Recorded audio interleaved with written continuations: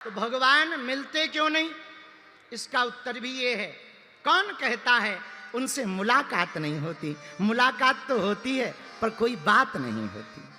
तुम उनसे बात नहीं कर पाते, परिचय नहीं कर पाते। जैसे ऐसे समझो, तुम्हारे बगल में प्रधानमंत्री बैठा हो और तुम्हें पता ना हो किसी के बारे में, तो तुम क्या कहोगे? खिसको, बगल में पैर मत रखो, चलो आगे जाओ, आगे मुंडी नीचे करो। लेकिन तब तक कोई कान में कह दे, अरे मंत्री जी हैं, रख लो रख लो रख लो रख लो रख लो, आजा आजा रख लो, आजा आजा। अब थोड़ी देर पहले परिचय नहीं था तो तुम उन्हें धक्के मार रहे थे, मुक्के मार रहे थे और उनको भला बुरा कह रहे थे। परिचय हो गया तो उनसे कह रहे नहीं नहीं कोई दिक्कत नहीं, कल के दिन काम आ सकते हैं, पैर के ऊपर पैर रख लो, नो प्रॉब्लम, ले लो, हम खिसक गए, आ जाओ आ जाओ। ऐसे ही परमात्मा है, परमात्मा भीतर है। जब तक परिचय नहीं रहेगा तब तक तुम संसार में भगते रहोगे, उनको धक्के मारते रहोगे। कोई सच्चा सदगुरु मिलेगा, वो परिचय करा देगा तो उस परमात्मा से तुम्हारी दोस्ती हो जाएगी। आहा, लेकिन अब प्रश्न अगला, आहा वो सदगुरु कौन है? जय जय जय हनुमान गोसाई और कृपा करो गुरुदेव की।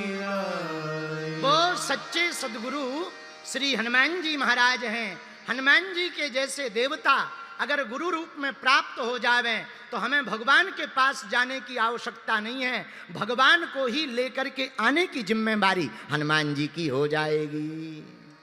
और हनुमान जी काम ही यही करते। और दूसरी बात और, जा पर कृपा राम की होई, ता पर कृपा करे सबको। राम जी की कृपा विभीषण पर हुई तो लंका में भी हनुमान जी के दर्शन हो गए, और हम लोगों पर राम की कृपा नहीं है तो भारत में भी नहीं हो रहे। वो तो लंका में रहते थे, वहां भी हनुमान जी के दर्शन विभीषण को हो गए, वहां भी विभीषण को हनुमान जी मिल गए। और हम लोग भारत में रहते हैं, हनुमान जी तो ठीक है, हनुमान जी की पूंछ तक नहीं दिख रही। कारण क्या है? हम लोग कहीं ना कहीं थोड़े मोड़े राम जी की कृपा से वंचित हैं। पर भैया राम जी की कृपा होगी कैसे?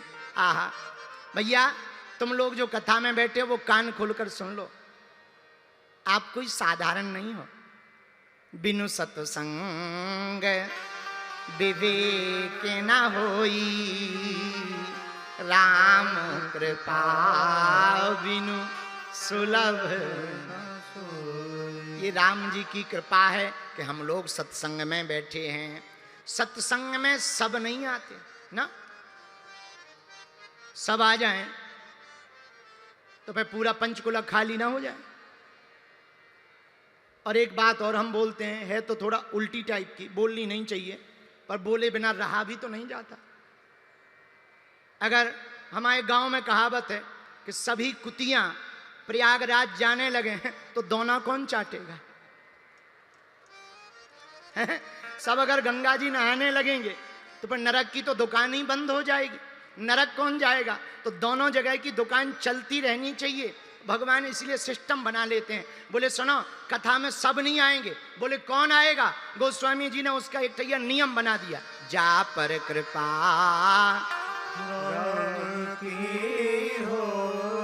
सब नहीं आएंगे, जिन पर राम जी की कृपा होगी वही कथा में आएंगे। ऐसे समझो, एक तर्क हम हमेशा देते हैं, जनता जिसको चुनती है वो संसद में जाकर बैठते हैं, भगवान जिनको चुनते हैं वो कथा में आकर बैठते हैं।